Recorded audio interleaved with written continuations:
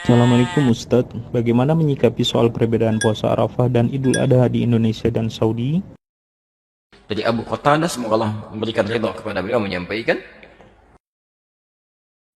Su'ilan Nabiyyu sallallahu alaihi wasallam an siyami yaumi Arafah. Di riwayat lain an saumi yaumi Arafah.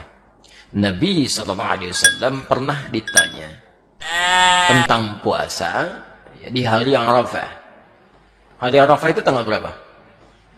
9. Ingat ya? Siam Yaum Arafah. Suka agak keliru, sebagian orang mengatakan Saum Arafah.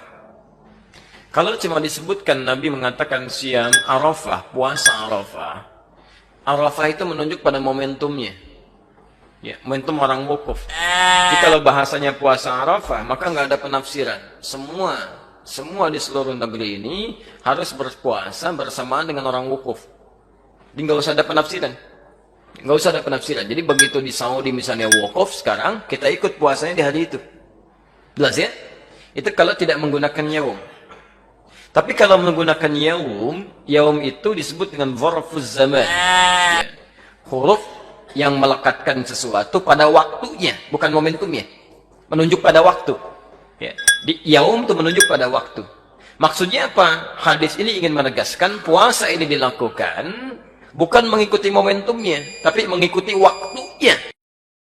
Waktu orang wukuf tanggal berapa? 8 apa 9? 9. Ya. Di waktu orang wukuf di tanggal 9 Dzulhijjah.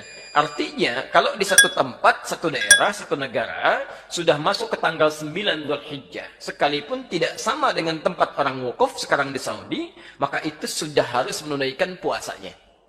Jadi jatuh puasanya pada tanggalnya, bukan pada momentum wukufnya. Jelas ya? Yang harus diikutkan pada tempat tertentu. Ya, misal sekarang di Saudi. Ya. Misal, mohon maaf, pemerintah kita menetapkan waktu misalnya awal Dzulhijjah beda dengan Saudi misal. Karena zonanya misalnya ada perbedaan tertentu.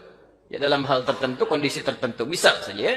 Nah, maka yang diikuti saat puasa Arafah itu bukan ikut ke yang wukuf. Bukan waktu Saudi. Tapi waktu sini. Ya. Karena zona itu bisa berbeda, Pak. Ya. Saya sering katakan begini, Saudi dengan Indonesia beda berapa jam? Ke Jakarta 4 jam, di Papua 6 jam.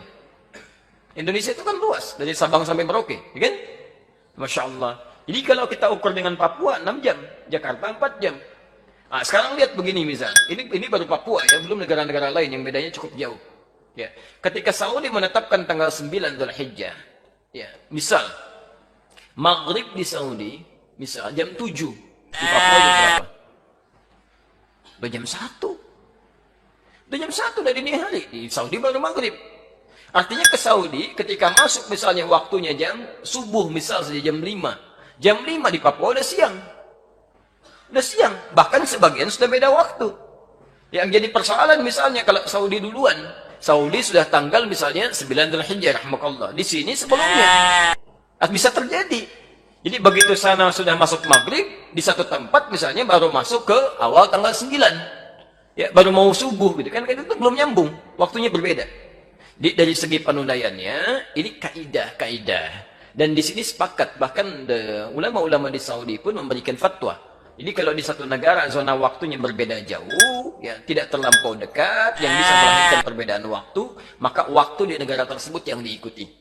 Kecuali kalau waktunya dekat, sekitaran Teluk, gitu kan? UAE, Qatar, bahkan kami sampai ke Libya. Itu kalau Saudi musim haji sudah ikut waktu Saudi, ya nggak ribut-ribut lagi. Kecuali kalau yang masanya cukup agak jauh seperti kita saat ini di beberapa tempat. Jelas ya? Jadi nanti kalau pemerintah menetapkan waktu misalnya bersamaan, alhamdulillah. Kalau tidak ikuti waktu kita. Jelas ya? Baik.